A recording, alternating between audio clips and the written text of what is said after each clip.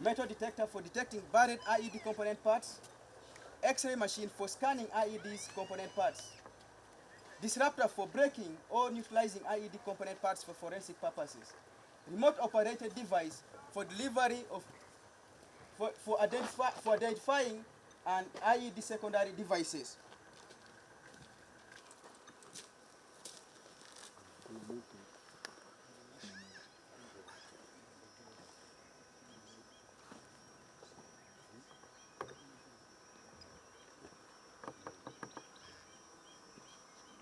He has already placed the charger, the item, so it's now being driven back. Commander, demonstration. Stop. Take over. Team, move.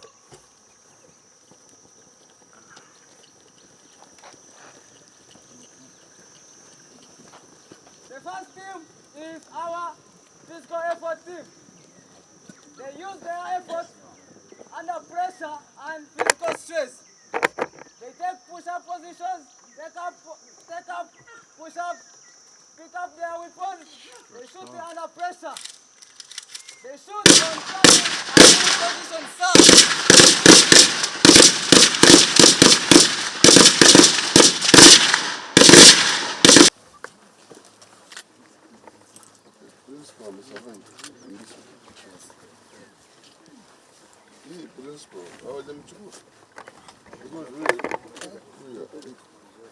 And this one is fine. Okay.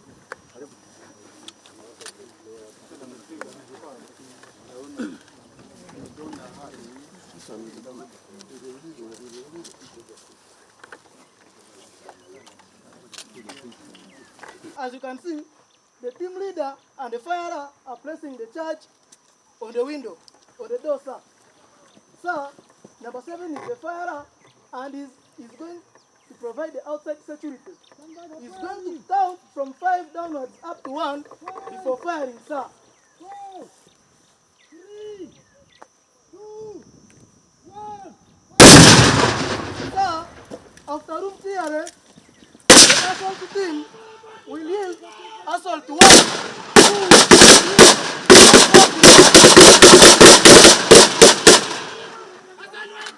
followed by 4 men moving out, and upon reaching the door, the last man will say, last man out. Sir, for the sake of demonstration, the team will line up and carry out safety after action. On this occasion, I would wish to start with quotes from famous generals who treasured training and operations as key and core to the development of the military. One of the generals said, "Sweat more during training and lose less blood at battle." That was one of the generals. Then the best general at the tactics and military warfare was Sun Tzu, who said, I open quotes, "The best war fought by a general is a war that is fought minus firing a single shot." Those two quotes brings me to what we are witnessing today, the role of training. That before we are deployed out in the field, let us put all our efforts, energies, and attention on training, such that when you are in the battlefield, you lose less blood. Ladies and gentlemen, it is an honor as the commander of 1-4 Combat Engineers Brigade to represent the Army leadership and to address you, our eminent due to pass out militants, on one of your proudest days, which is today. It is particularly auspicious time to be holding this event after the UPDF establishment elevated the former Armed Warfare Training School into Mechanized Warfare College, of which School of Combat Engineering is part. And it is particularly fitting that the former Field Engineering Regiment was elevated to 1-4 Combat Engineers Brigade. These are clear indicators of progress that results from commitment and hard work of each of the stakeholders. On this note, I take sincere honor to thank the UPDF leadership and everyone who has been a part of this great journey. For you, our militants, I believe the 6 months would have seemed like the longest of your lives. Yet, by standing here today, you have earned to be combat engineers and leaders of the next generation. You joined the combat engineer formation at one of the best times of its existence. Only a year ago, it achieved the brigade status with 9 regiments. It has an established brigade headquarters in Magamaga. Your journey is just beginning. I'm really confident that the specialized training you have acquired will enable you stand the challenges in the theater of operation, into which some of you will be launched into, especially in our operations in the African Union Mission in Somalia,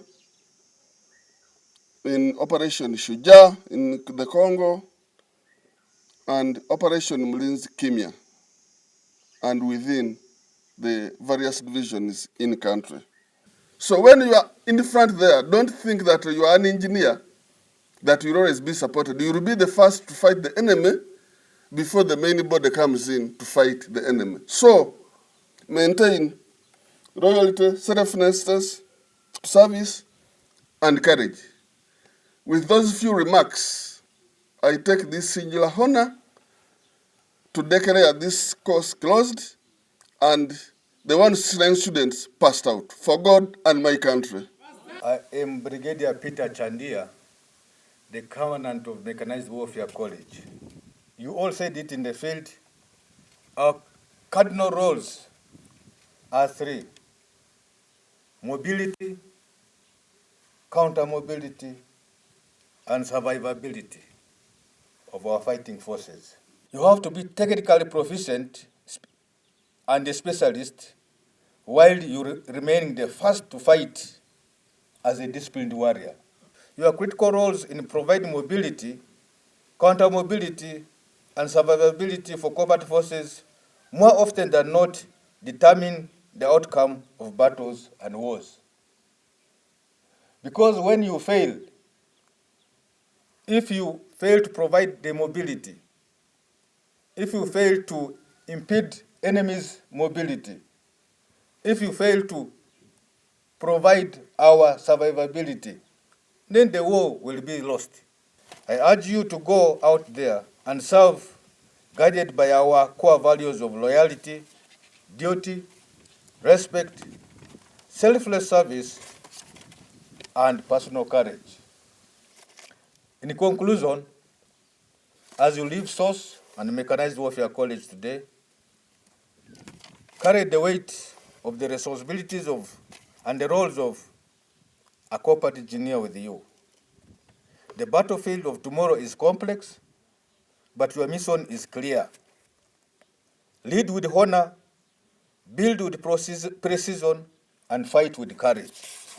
Today, the 19th December 2025, we are here to witness the pass out of 169 students who have been undergoing basic combat engineering level 3 course intake 20 of the year 2025.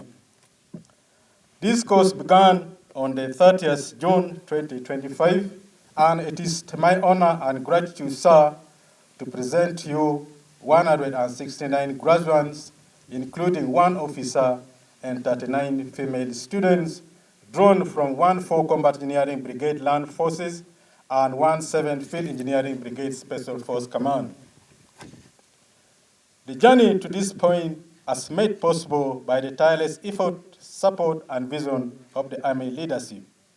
The Uganda People Defense Forces capabilities, troop readiness, and disciplines are enshrined in its training values and in our capacity to adapt and counter enemy threats. This reflected in our vision as school, which is to train and produce officers and men who will provide solutions to commanders' decisions. Training outline. Chief Guest Sir, the trainings before you have been taken through comprehensive training in core aspects of combat engineering subjects, word of wisdom. To the trainees, I would like to congratulate you for coming to an end of this course, which is due to end today. Today, you are due to pass out as Combat Engineering Level 3. The comprehensive knowledge you have received over the past 6 months should reflect the Uganda People Defense Forces core values of discipline, resilience, and hard work, while you conduct in the field should reflect the school vision, which is to provide solution to the commander's decision. You are therefore not expected to be a problem analyst in the field, but solution provider, and your conduct should reflect the values of this school.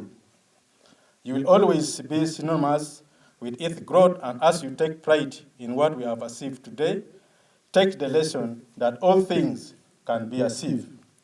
Attend to your assignments with a positive mindset and avoid reckless living so as to be able to achieve more in life. He has only been the only officer in this course.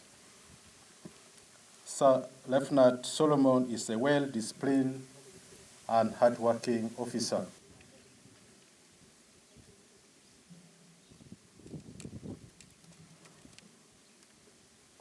Next,